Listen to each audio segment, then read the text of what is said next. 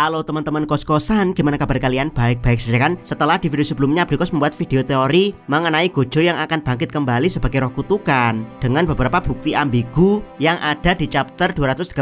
Sekarang Abdikos akan membuat teori yang tidak kalah liar, yaitu bagaimana kalau Gojo bangkit di tubuh seseorang sebagai penyihir inkarnasi. Yap, kematian Gojo memang masih ambigu karena ada dua pilihan bagi seorang penyihir sebelum kematiannya, yaitu mati dengan tenang dan pergi ke alam akhirat, atau bangkit kembali sebagai roh kutukan alias kembali ke dunia. Yap, Gojo sendiri menanyakan hal ini pada Nanami, dan Nanami memberikan jawaban dari pernyataan Mei Mei kalau Nanami pergi ke selatan, yaitu menjadi dirinya sendiri dan mati tenang. Sementara Gojo bisa pergi ke utara jika dia ingin bangkit kembali, namun bukan sebagai dirinya sendiri. Yap, maksudnya bukan sebagai dirinya sendiri. Kemungkinan adalah Gojo bangkit dari kematian dalam keadaan menjadi roh kutukan. Alasan kenapa Gojo akan melakukan hal ini adalah karena dia merasa punya kesalahan yang belum dia selesaikan selama hidup di dunia, seperti kesalahan tidak memberitahu Megumi tentang Toji, kesalahan untuk tidak menguburkan Geto dengan layak, dalam kurung mengkremasi mayatnya sehingga mayat Geto pada akhirnya diambil alih oleh Kenjaku, dan terakhir kesalahan untuk tidak ikut bertarung bersama penyihir lain untuk melawan Sukuna hanya demi kesenangannya sendiri.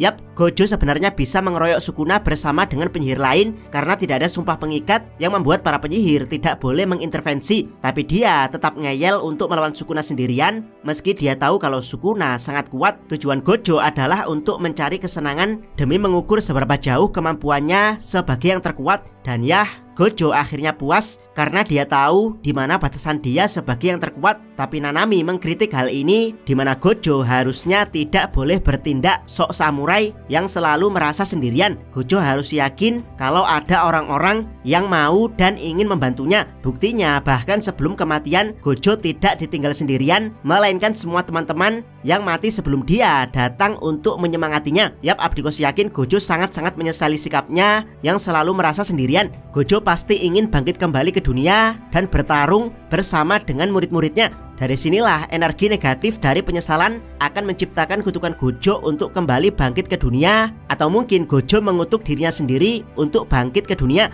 Ini sangat mungkin karena Gojo adalah keturunan dari Sugawara no Michizane, seorang Yuta yang masih hidup saja bisa mengutuk Rika untuk kembali hidup di dunia sebagai kutukan. Apalagi Gojo, dia yang mati dengan beberapa penyesalan akan mengutuk dirinya sendiri dan kembali sebagai roh kutukan. Hal ini sebenarnya bisa diatasi, yaitu Sukuna menghancurkan tubuh Gojo yang sudah terpotong ini dengan teknik Jujutsu. Namun ya, Sukuna sepertinya akan terdistract dengan Kashimu Hajime, jadi tubuh Gojo yang sekarat akan mati tanpa Jujutsu. Jadi pilihannya ada di Gojo itu sendiri, yaitu mati dengan tenang sebagai diri sendiri ke selatan, atau kembali bukan sebagai dirinya sendiri dan pergi ke utara. Yap, di video sebelumnya Abdikos mengatakan kalau sebenarnya menjadi roh kutukan bukan opsi terakhir bagi Gojo, karena ada satu cara lagi untuk bangkit dari kematian, yaitu menjadi penyihir yang diinkarnasi ke tubuh orang lain. Ada beberapa cara untuk melakukannya, dan ya, di video kali ini Abdikos akan fokus ke teori bagaimana menginkarnasi Gojo di tubuh orang lain. Yuk langsung aja kita bahas teorinya. Check out, check it bro. Teori pertama, bantuan dari Kenjaku. Yap, teori pertama ini adalah yang paling mudah sekaligus paling sulit. Paling mudah karena Kenjaku sudah terbukti bisa melakukannya, di mana dia membantu banyak sekali penyihir dari masa lalu untuk berinkarnasi di tubuh seseorang modern untuk menjadi player cooling game. Dan ya, paling sulit karena Kenjaku sedang tidak berada di pihak penyihir. Bahkan dia takut dengan Gojo sehingga harus bersembunyi di ketiak Sukuna. Yap, mustahil banget bukan? Ngapain mau capek-capek membangkitkan orang yang berniat menghabisinya? Satu-satunya alasan teori liar Kenjaku mau melakukan hal ini kemungkinan adalah Yuji. Yap, sebagai orang tua, Kenjaku ingin membuat anaknya mendapat kemampuan sihir hebat, di mana Kenjaku menanamkan sesuatu di tubuh Yuji untuk nantinya bisa dia manfaatkan, alias Yuji tidak hanya sekedar menjadi wadah Sukuna, melainkan orang yang akan mengalahkan Sukuna itu sendiri. Jadi Kenjaku tidak perlu takut lagi melawan Sukuna atau berusaha sekuat tenaga untuk menjadikan Sukuna yang psikopat sebagai teman, karena memang ada senjata bernama Yuji untuk mengalahkan Sukuna. Namun lagi-lagi, ini juga alasan liar karena Yuji sendiri juga tidak berada di pihak Kenjaku. Dan jika alasannya karena Kenjaku takut dengan Sukuna, harusnya Kenjaku membantu Kashimo saat ini untuk mengalahkan Sukuna. Dengan begitu, dua ancaman Kenjaku yaitu Gojo dan Sukuna bisa dikalahkan secara berurutan. Yap, intinya Kenjaku ini yang paling memungkinkan membangkitkan Gojo sebagai penyihir inkarnasi, tapi sekaligus dia yang paling tidak mungkin sebagai orang yang akan membangkitkan Gojo dengan cara inkarnasi. Teori kedua, kombinasi kemampuan Shoko Ieri dan Takuma Ino. Yap, cara kedua untuk membangkitkan Gojo sebagai penyihir inkarnasi adalah menggunakan kombinasi kemampuan Shoko Ieri dan Takuma Ino. Buat yang tidak tahu, Ogami berhasil memanggil kembali Toji ke dunia dengan teknik sense adalah karena dia mendapat info lengkap tentang Toji dari seseorang, yang kemudian informasi tentang Toji tersebut diupload Ogami ke tubuh salah satu cucunya. Yap, teknik sense sebenarnya agak mirip dengan teknik inkarnasi milik Kenjaku, yaitu keduanya sama-sama menempatkan dua jiwa dalam satu tubuh. Namun bedanya, teknik sense bisa melakukan lebih, yaitu memanggil informasi jiwa dan memasukkannya ke dalam tubuh, atau memanggil informasi tubuh untuk diupload ke tubuh dan jiwa yang masih hidup untuk menghindari jiwa yang mengambil tubuh. Seumur hidupnya Ogami hanya melakukan teknik sense pemanggilan informasi tubuh. Jadi dia bisa mengupload informasi tubuh dari seseorang yang telah mati untuk diupload ke tubuhnya atau ke tubuh orang lain yang masih hidup. Namun meski begitu, saat mengupload informasi tubuh Toji ke cucunya, tubuh Toji malah mengambil jiwa cucu Ogami karena kemampuan batasan surgawinya.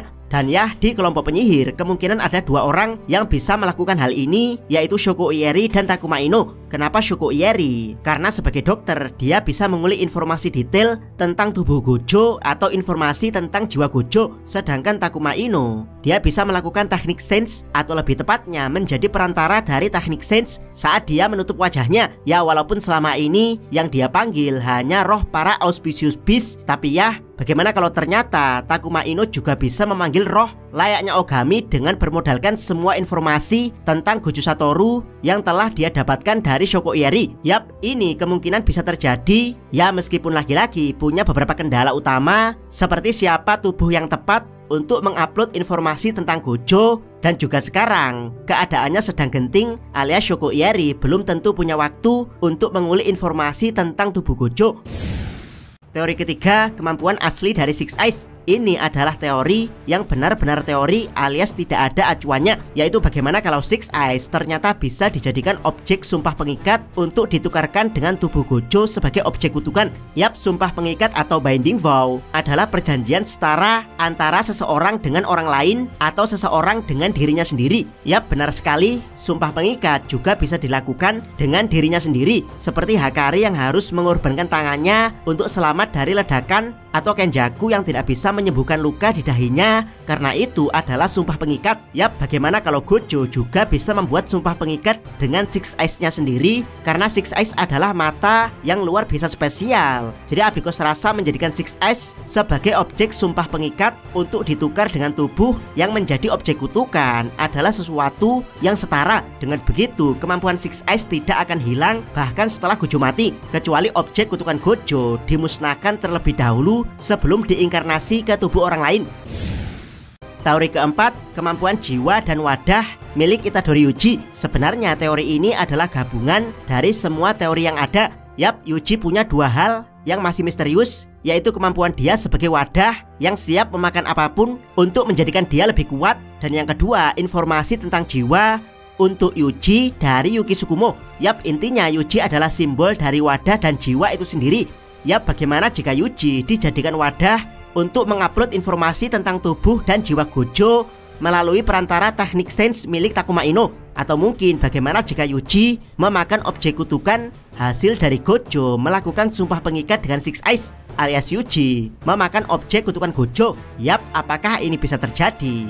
Abdikos sendiri sudah membuat teori ini sejak lama. Dan ya, Abdikos memang sangat berharap teori ini bisa terjadi kelak. Jadi pertarungan berikutnya adalah Sukuna Megumi melawan Yuji Gojo.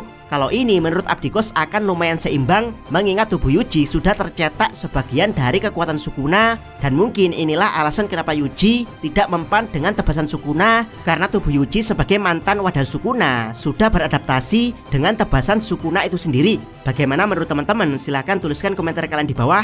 Jangan lupa subscribe Telakos dan jangan lupa share video ini. Abdikos salam Mi.